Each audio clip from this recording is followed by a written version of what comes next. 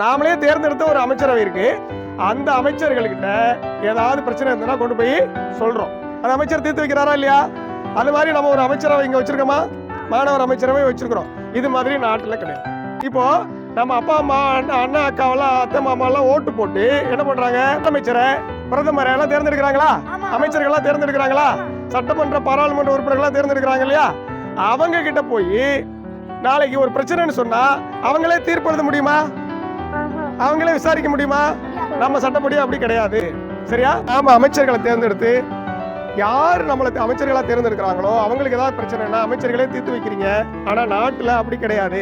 நீங்க ஒரு எம்எல்ஏ கிட்டயோ அல்லது சட்டமன்ற உறுப்பினர்கிட்டயோ நாடாளுமன்ற உறுப்பினர்கிட்டயோ அமைச்சர்கிட்டயோ முதலமைச்சர்கிட்டயோ அல்லது பிரதமர்கிட்டயோ நீங்க போய் தலைமை அமைச்சர்கள் பிரதமர்கிட்ட நீங்க போய் சொன்னாலும் அவர் நேரடியாக 2 பேரையும் கூப்பிட்டு என்னப்பா பிரச்சனை உங்க 2 பேருக்கிட்டே அப்படின்னு தீர்ப்பு எழுத முடியாது.